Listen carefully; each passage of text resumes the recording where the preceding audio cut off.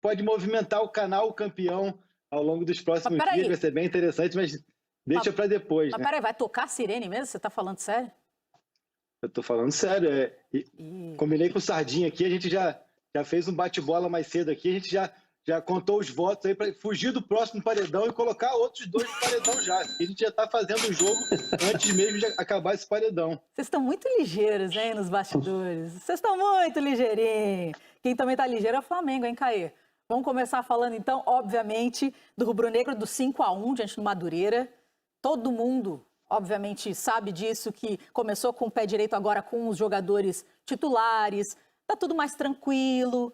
Tá acontecendo o... que houve, Rafa?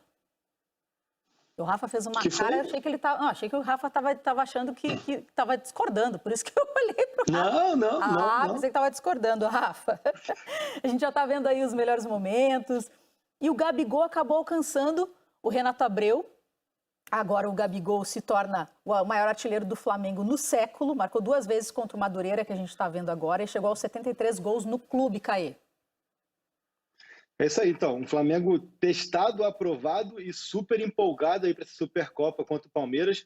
O elenco folgou nessa terça-feira, depois da vitória por 5-1 sobre o Madureira. Até conversávamos hoje, eu e Mansur, no podcast GE Flamengo. Claro que muita gente vai dizer, mas é o Madureira, mas eu acho que tem muita coisa positiva e até impressionante a ser dita sobre esse Flamengo que iniciou agora o campeonato com o time principal contra Bangu e Madureira, um time que já apresenta evolução em relação ao time que foi campeão brasileiro, um time daquela reta final da arrancada que levou ao título, e um dos grandes nomes, para variar, Gabriel, o Gabigol, 105 jogos pelo Flamengo, 73 gols em jogos oficiais, ele iguala Renato Abreu, sim, em números absolutos, mas já ultrapassou em números oficiais, já que o Renato teve 1 gol em amistoso em 2006, se não me engano, com Carlos Eduardo como assessor de imprensa, não foi, Mansur? Lá em Manaus, um amistoso, mas o Renato que era uma outra época, né? Era um outro estilo, era um outro tipo de Flamengo, mas o Renato que deixou sua história e nós falamos com ele mais cedo, para tentar convencer ali o Renato a mandar um recado para troca de passes, falei, o Mansur vai estar lá, e ele mandou uma mensagem para a gente falando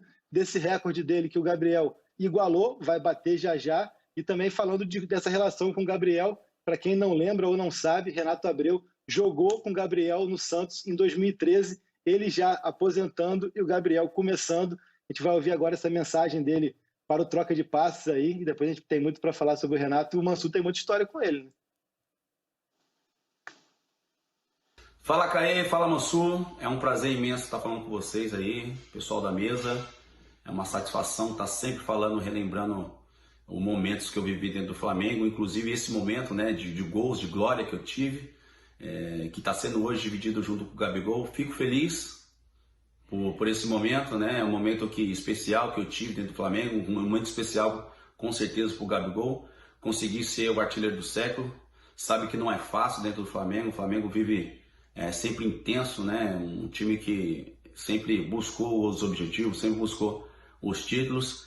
Graças a Deus esse passado recente do Flamengo de glórias, ele está acontecendo muito bem, e o Gabigol faz parte desse passado. Eu tive um passado diferente, um passado um pouquinho mais sofrido, mas graças a Deus eu consegui colocar o meu nome na história do clube, conseguindo bater alguns recordes também, né? E esse momento agora está sendo dividido do Gabigol. Eu espero que ele possa, nesse jogo aí da Supercopa, na final, ele possa bater esse recorde, né?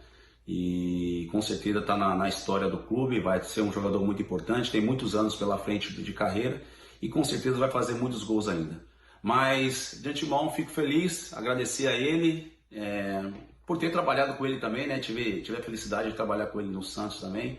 Tem umas historinhas do Gabigol no Santos. O Gabigol você foi um menino marrento, né? Mas um marrento do bem, que sempre procurou ajudar, sempre procurou ouvir, né? E eu gosto de brincar com ele, brincava com ele naquele momento lá de que a família dele sempre acompanhou ele dentro do clube, né?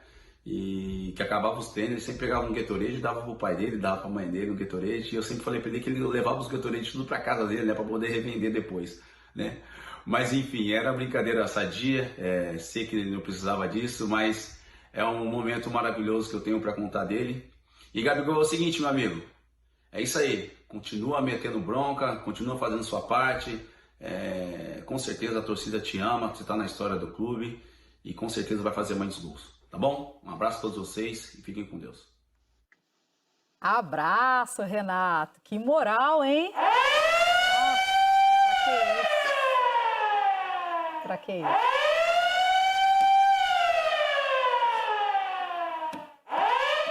Agora sim, agora eu gostei. Agora eu gostei, que agora é para colocar fogo nessa conversa aqui. Porque na disputa, Renato Abreu e Gabriel, é tudo muito objetivo. Temos números, temos no que a gente se basear e apontar, que o Gabriel já passou em números oficiais e vai passar já já. Eu quero trazer aqui para Rafael, para Carlos Eduardo, para você, uma outra disputa que é mais subjetiva. Quem é o maior gringo da história do Flamengo? Dejan Petkovic ou Georgian de Arrascaeta? Joga a bomba para vocês. Tem o meu voto, mas eu vou ser o último a votar. Ah, peraí. Não, o negócio tá invertido aqui, né? Toca a sirene, aí o Caê lá assume o programa, depois joga a bomba e quer que a gente responda e diz que vai ser o último ainda. Não, peraí. Bom, vamos lá. Pet, 198 jogos pelo Flamengo. Contra o Arrascaeta, 104 partidas. Gols marcados pelo Pet, 57. Arrascaeta, 32. Títulos conquistados. Pet, 4 títulos. E o Arrascaeta, 7 títulos com o Flamengo. Eu vou passar essa bola para eles. Vou tentar me livrar dessa. Começo pelo Mansur. Como eu não posso? O Sardinha está aqui falando com ponto eletrônico que eu não posso me livrar. Que isso, estou aqui como mediadora desse debate. Só isso. Muda a ordem da votação. Passou para o Mansur, você vota depois. Não, vai lá, Mansur. Mas vota, exatamente. Não consegui me livrar. Vai. Não, olha só, o Petkovic ele é enorme na história do Flamengo em termos de representatividade e de qualidade técnica. Ele participa de uma conquista com um gol que é muito marcante no tricampeonato de 2001. E aí, quando a gente fala disso, é sempre bom a gente transpor um pouco para o contexto da época. Na época, os campeonatos estaduais ainda eram torneios que eram uma fase final, em que você ainda tinha essa sensação, mas essa sensação ainda existia do campeonato estadual como uma competição que salvava a temporada, que era marcante no ano, era já uma fase final, eles já começavam a gradativamente diminuir um pouco de tamanho, mas ocupavam ainda quase metade do calendário. Então, ele é muito marcante. Agora, o Arrascaeta, para mim, além de ser um jogador extraordinário, para mim, talvez o jogador mais diferente desse elenco de altíssimo nível do Flamengo, ele participa também de uma conquista de um padrão acima, que é a Libertadores, com uma participação muito fundamental. Então, por isso, para mim, eu coloco o Arrascaeta um degrauzinho acima. Rafael Rezende, sua vez. Cara, essa pergunta é pesada. Que bomba mesmo, né? Sim, o Mansur explanou bem. Eu entendo a explicação.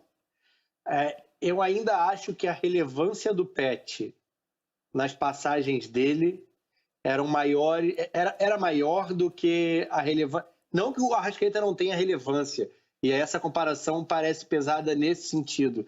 É como se esse Flamengo tivesse no entorno do Arrascaeta gente que acaba atraindo mais protagonismo do que ele próprio. Eu acho o Arrascaeta um jogadorzaço, mas se tivesse que ficar com um, pelo quão emblemático pelo momento decisivo ter sido dos pés dele, a gente está vendo um deles, né, esse momento fantástico, os gols olímpicos, quem não se lembra na campanha de 2009, eu acho o Pet mais emblemático, até porque não era um super Flamengo, era um Flamengo de massa, obviamente, mas não era um Flamengo estruturado para dominar o futebol ou para buscar esse domínio, como é o Flamengo dos últimos anos, né?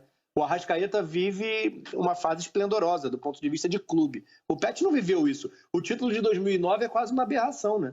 Para o que era o planejamento, para o que foi a sequência do Flamengo na temporada, dentro do Brasileiro, e a forma como tudo aconteceu na reta final, uma arrancada fantástica. Eu fico com o Pet, mas sem um pingo de desmerecimento ao que é essa trajetória que o Arrascaeta escreve no Fla. E que não acabou, né? Então ainda pode encorpar e bastante, né, o número de títulos nos próximos anos. Gostei muito da tua explicação, Rafa. E pego carona também, porque não tem como eu não me posicionar aqui, porque o Caê disse que vai ser o último, né? Então eu tenho que falar também. Exatamente.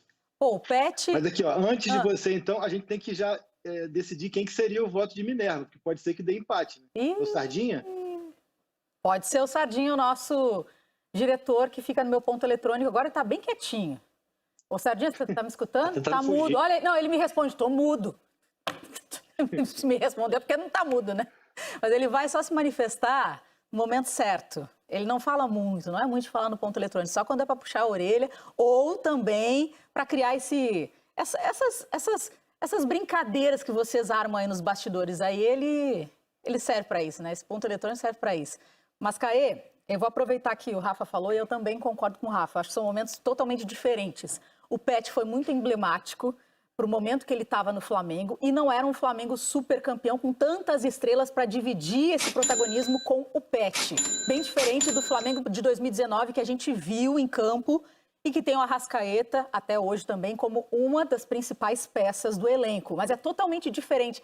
É complicado a gente comparar duas épocas tão distintas, mas tão importantes. Se a gente falar de títulos, o Flamengo de agora, do Arrascaeta, então o Arrascaeta acaba pendendo mais para o lado dele. Se a gente falar de importância, os dois ficam equilibrados. Mas se a gente falar de história de Flamengo, na minha opinião, aí eu fico com o Petkovic. Agora sou eu? Ah, último, né? Não, então, meu voto até, a gente trouxe esse debate também no podcast hoje, meu voto é pro Arrascaeta, não só como maior gringo da história do Flamengo, como um dos maiores que já passou pelo Brasil, o que ele faz, ele tem feito no período que ele está aqui é algo gigantesco. Ele é bicampeão da Copa do Brasil, ele é bicampeão brasileiro, ele é campeão da Libertadores, ele é campeão da Supercopa, ele é campeão da Recopa, com gols nas duas finais de Copa do Brasil, sendo decisivo na final da Libertadores, roubando bola e dando assistência, sendo, na opinião minha e do Mansur, até trouxemos isso mais cedo também, o craque do último Brasileirão, sendo muito importante. Então, assim, eu acho que falta ele marketing, falta ele querer se vender mais, mas é uma coisa que nitidamente ele não quer. A tão famosa frase do Thiago Neves de que ele é tímido, não é uma timidez no sentido de não curtir os momentos ali com os amigos, mas ele não faz questão de se vender. Então, acho que isso falta a ele, mas me impressiona muito a capacidade que ele tem de decidir jogos de maneira muito simples, seja dando assistência ou marcando gols. O Pet foi gigantesco, jamais vou querer diminuir o Pet na história do Flamengo. É um debate muito legal de ser feito, que traz muitos argumentos de um lado e de outro. Esse argumento, por sinal, de que o Pet jogou em times que não tinham tantas estrelas, não é bem assim. Jogou com o Júlio César, com o Juan, com o Léo Moura, com o Maldonado, com o Adriano, com o Alex, com o Denilson, com o Edilson, em épocas diferentes. Então, assim, teve também seus grandes times que não deram certo, e aí por N motivos, mas acho que são dois grandíssimos estrangeiros na história do Flamengo, mas meu voto é do Uruguai, porque eu sou muito fã de Arrascaeta. Somos fãs, né? Tem como não ser fã do Arrascaeta? Agora, vou dizer uma coisa. Demais. Fala, Mansur. Vou dizer uma coisa para ser bem honesto. A argumentação do Rafa me fez balançar aqui na minha convicção, porque quando você se detém sobre o campeonato de 2009, o campeonato brasileiro, você olha para um time que tinha, em tese, ele é montado com toda a receita para não funcionar. E aí você tem uma sucessão de lances meio que tirados da cartola do Pet, que acabam sendo muito fundamentais. E aí dá a ele uma representatividade naquele título, ainda mais se você pensar que nas últimas rodadas, especificamente num recorte pequeno das últimas rodadas, o Adriano chega em condições ruins, inclusive físicas, naquela campanha. E aí o Pet faz uma diferença com lances. Ele não era, evidentemente, um jogador naquele momento para te dar uma participação de 90 minutos de produção, mas em lances pontuais e decisivos ele é enorme naquela reta final. Então estamos 2-2. Na hashtag troca de passes, algumas pessoas já estão se manifestando também. O Marco Carvalho diz que o voto de Minerva, inclusive, tem que ser aqui da hashtag do programa no Twitter. Mas a gente já elegeu o Sardinha, nosso diretor, para votar. Não vai escapar não, Sardinha, mas eu vou dar moral também para quem mandou mensagem aqui. O Claudelino Antunes colocou: eu escolho o Pet simplesmente porque ele foi destaque num Flamengo bem diferente de hoje. Já o Valdo Moraes colocou assim pra gente: de Pet e Arrasca, história e tempos diferentes. E arrisco dizer que hoje Arrasca tem mais qualidade ao seu redor, então fica mais fácil, embora ele jogue muito também. Não resolveu nada, né? Um Pet e o outro Arrascaeta. Então, Sardinha, não tem jeito, você vai ter que votar.